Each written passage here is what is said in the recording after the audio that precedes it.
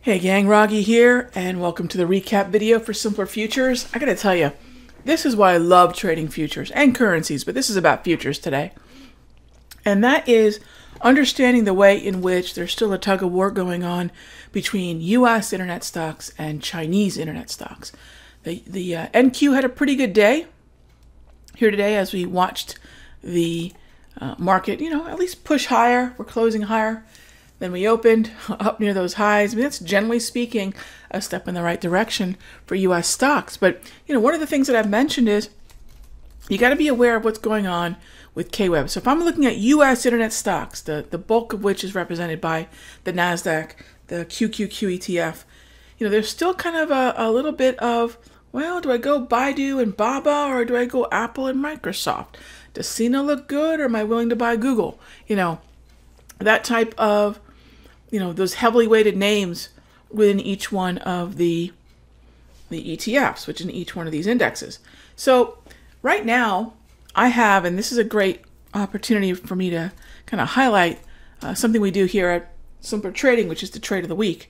And the different traders take a look at the markets, and on Monday morning, we set up what it is that we want to take advantage of during the week. And my trade of the week was about KWEB, and then BIDU, BABA, and SINA, taking a cross-section of some of the heavier weighted names within that ETF. And SINA had a really good day today.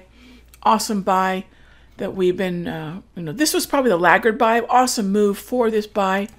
And then BABA and BIDU were just absolutely phenomenal. But this is where I'm now, and I mentioned this in the Trade of the Week video, this is where I'm now cautioning everybody, because if the KWEB ETF starts to exhaust in this area, guess what else is going to happen? It's going to be a little tougher for the BABAs and the BIDUs and the SINAs of the world to continue higher. And that actually bodes very well for the Nasdaq. So as this Nasdaq is trying to reorganize into an uptrend, I'm looking for what time frame might help me navigate what could be the reorganization of bullishness here on the daily. The weekly never lost it.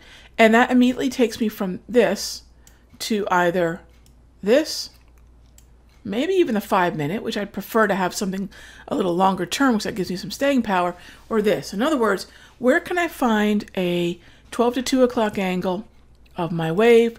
Where can I find the green grab candles? And where can I then take advantage of pullbacks and buys as this market tries to become the uptrend that it once was? And that's where the NQ 15 and 30 have my attention, even going into the Asian session as we are right now. This is where they have my attention. If the Nikkei helps us out by staying pretty strong, that sure won't hurt the NQ narrative. So going into the Asian session, I would watch NK. But tomorrow in the chat room, and we'll sit down, members, and we'll talk about where we can start to buy NQ, some of the heavier weighted names within the NQ, and where it might make sense to start backing off some of those big winners we've had over the last 3 days in names like BABA, BIDU, and even now SINA as a pretty decent little winner there. All right, so that's today's recap video. And again, what does the NQ tell me about KWEB, or even more importantly, what is the current resistance that we have in KWEB tell me potentially about what I'm going to do next in the NQ? It's got me pretty bullish potentially, the NQ. We'll talk more about that tomorrow. See you in the next update.